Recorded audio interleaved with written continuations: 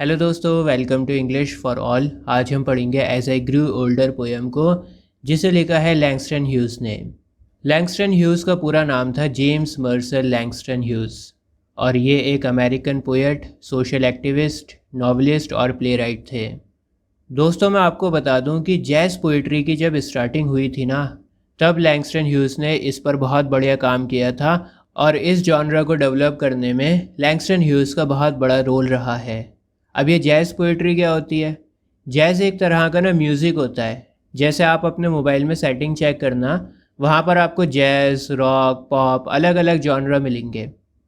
तो एक music genre होता है जैज़ म्यूज़िक। इसमें अलग तरह की बीट्स होती हैं। इसका जो रिदम होता है थोड़ा अलग तरह का होता है। जैसे अगर आप कोई गाना प्ले करोगे, तो अगर आप उसको जैज़ पर सुनोगे तो थोड़ा सा अलग म्यूज़िक सुनाई देगा। अगर वही सेम गाना आप रॉक पर सुनोगे तो थोड़ा सा आपको ना अलग म्यूज़िक सुनाई देगा, उसकी बीट्स अलग होंगी। तो कहने का ये मतलब है कि जिस पोइट्री का रिदम जैज़ म्यूज़िक की तरह होता है, उसे कहा जाता है jazz poetry. Jazz poetry has been defined as poetry that demonstrates jazz-like rhythm and also as poetry that takes jazz music as its subject।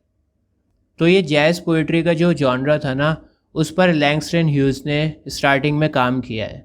बहुत इंपॉर्टेंट पॉइंट है, आप इसको नोट कर लेना। अच्छा, मैं आपको बता दूं कि ये अफ्रीकन अमेरिकन थे। तो आपको पता होगा कि अमेरिका में ब्लैक लोगों के साथ में कितना ज़्यादा डिस्क्रिमिनेशन होता है, भेदभाव होता है। और उसी डिस्क्रिमिनेशन पर लैंगस्टन ह्यूज़ ने भी आवाज़ उठाई है। आप हमेशा देखेंगे कि जो अफ्रीकन अमेरिकन होते हैं, वो अपने राइटिंग्स के थ्रू आवाज़ उठाते हैं, प्रोटेस्ट करते हैं डिस्क्रिमिनेशन का। तो लैंगस्टन ह्यूज़ ने भी कुछ ऐसे ही करा है, अफ्रीकन्स के राइट्स के लिए आवाज़ उठाई है। आज की जो पोइट्री हम पढ़ने जा रहे हैं, उस पोएम में भी इन्होंने बताने की कोशिश की है कि कैसे हम ब्लैक लोगों के हाथ से अपॉर्चुनिटीज़ निकल जाती हैं, क्योंकि हमारा रंग काला है। हमारे पास कम अपॉर्चुनिटीज़ सिर्फ इसी वजह से हैं क्योंकि हमारा रंग काला है। चलिए मैं पोएम को शुरू करता हूँ, और हमेशा की तरह बहुत ही आसान लैंग्वेज में आपको समझाता हूँ। It was a long time ago. बहुत टाइम पहले की बात है। I have almost forgotten my dream. और मैं अपने ड्रीम को, अपने सपने को लगभग भूल ही चुका हूँ। दोस्तों, अक्सर क्या होता है कि लोगों का सपना होता है कुछ बनने का, लेकिन वो ज़िंदगी में बन नहीं पाते किसी वजह से, और फिर वो अपने सपने को भूल जाते हैं, अपने ड्रीम्स को भूल जाते हैं। जैसे मान लो एक गरीब लड़का है, उसका सपना है कि वो क्रिकेटर बनेगा, पर गरीबी की वजह से वो क्रिकेटर नहीं बन पाता, तो फिर वो गरीब लड़का अपने सपने को भूल जाता है। तो सेम बात पोएट भी यहाँ पर कह रहे हैं कि बहुत टाइम हो गया, बहुत पहले की बात आपको बता रहा हूँ, और अब तो मैं अपना सपना भूल चुका हूँ। मेरा भी एक सपना हुआ करता था किसी ज़माने में, लेकिन अब मैं उस सपने को लगभग भूल चुका हूँ। But it was there then in front of me. आज तो मैं अपने सपने को भूल चुका हूँ, लेकिन बहुत पहले वो मेरी आंखों के सामने था। मतलब मैं हर टाइम सुबह शाम बस उसी सपने को पूरा होता देखता रहता था। जैसे अगर आपको सिंगर बनना है तो आप क्या करोगे? हर टाइम गाने सुनते रहोगे, गाने गाते रहोगे, हर टाइम सिंगिंग के बारे में सोचते रहोगे। तो इसी तरह से पोएट की भी कोई ड्रीम रही होगी, कोई सपना रहा होगा जिसे वो हर टाइम सोचता रहता था। Bright like a sun my dream. और मेरा सपना सूरज की तरह चमकता हुआ था। मतलब मेरा जो विज़न था ना, वो एकदम क्लियर था। मुझे पता था कि मुझे ज़िंदगी में क्या करना है। जैसे कुछ लोग होते हैं ना कि सिंगर भी बनना है, फिर थोड़े टाइम बाद कहते हैं क्रिकेटर बनना है, फिर कहते हैं डांसर बनना है। तो कोई एक सपना नहीं होता उनका। पोएट कहता है कि मुझे पता था कि मेरा सपना क्या है, मेरा जो विज़न था वो एकदम क्लियर था। And then the wall rose slowly slowly between me and my dream. लेकिन फिर क्या हुआ? धीरे धीरे धीरे धीरे दीवार खींचनी शुरू हो गई। वो दीवार मेरे और मेरे सपने के बीच में खींची जा रही थी। Rose until it touch the sky. और वो दीवार धीरे धीरे धीरे इतनी ऊपर खिंच गई कि एक टाइम ऐसा आया कि वो आसमान तक पहुंच गई। और मेरी जो ड्रीम थी ना, मेरा जो सन था, वो छुप गया। The wall shadow I am black.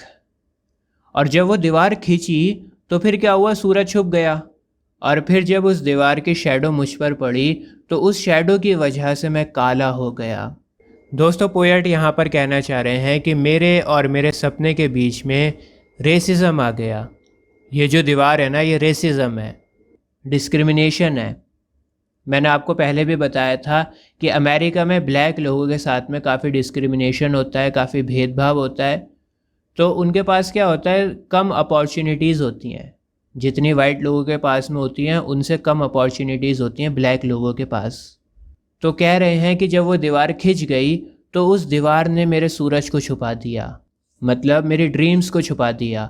और उस दीवार की शैडो जब मुझ पर पड़ी तो मेरा रंग काला हो गया। I lay down in the shadow, मैं उस परछाई में लेट जाता हूँ।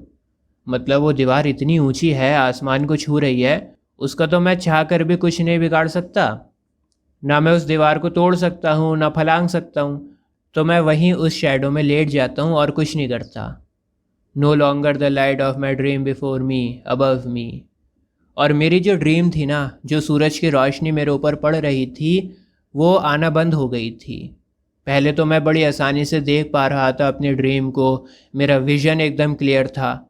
लेकिन अब मेरा विज़न क्लियर नहीं था, अब वो रोशनी आना बंद हो गई थी। Only the thick wall, only the shadow. बस अब तो सिर्फ ये एक मोटी दीवार खड़ी है और इस मोटी दीवार की ये परछाई बची है। कोई सूरज नहीं बचा, कोई रोशनी नहीं बची। My hands, my dark hands break through the wall, find my dream. मेरे हाथ, मेरे काले हाथ। और ये काले हाथ अब क्या करेंगे, इस दीवार को तोड़ने की कोशिश करेंगे और फिर दीवार तोड़कर दोबारा से ड्रीम को ढूंढेंगे। देखो हुआ क्या, यहाँ पर पोएट कह रहे हैं कि बहुत पहले मैंने एक ड्रीम को देखा था। तो हुआ क्या कि वहाँ पर एक दीवार खड़ी हो गई, मेरी ड्रीम छुप गई और फिर उस दीवार की शैडो वहाँ पर पड़ी और मैं उस शैडो पर लेट गया, मैंने कुछ नहीं किया। लेकिन अब क्या हुआ, जब ये दीवार खिंच गई तो सूरज तो गायब हो गया। अब मेरे जैसे और भी बहुत सारे लोग हैं जो सूरज को नहीं देख पा रहे, अपनी ज़िंदगी में कुछ नहीं कर पा रहे। चलो मैं तो अपनी ड्रीम को भूल गया, लेकिन और लोगों के साथ में ऐसा नहीं हो, इसलिए मैं क्या करूँगा, इस दीवार को तोड़ूँगा। पहले तो आपको ये दीवार तोड़नी पड़ेगी, उसके बाद ड्रीम को पूरा करना पड़ेगा। मतलब पहले डिस्क्रिमिनेशन से लड़ो, उसके बाद सक्सेसफुल बनो। लेकिन वाइट लोगों के सामने कोई दीवार नहीं होती, उन्हें कोई दीवार नहीं तोड़नी। तो उनके पास ज़्यादा अपॉर्चुनिटीज़ हैं, हमारे पास कम अपॉर्चुनिटीज़ हैं। Help me to shatter this darkness, मेरी मदद करो इस अंधेरे को ख़त्म करने के लिए।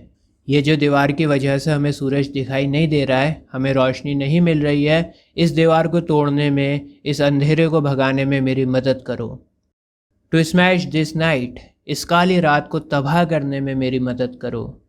टू ब्रेक दिस शैडो, इस काली परछाई को ख़त्म करने में मेरी मदद करो। इंटू 1,000 लाइट्स ऑफ सन, मदद करो ये दीवार तोड़ने में, ताकि जो सूरज मैंने देखा है वैसे और भी सूरज देखे जा सकें। मतलब जो बाकी ब्लैक बच्चे हैं वो भी मेरी तरह सपने देख सकें, उन्हें पूरा कर सकें। इस दीवार की वजह से वो सूरज नहीं देख पा रहे हैं।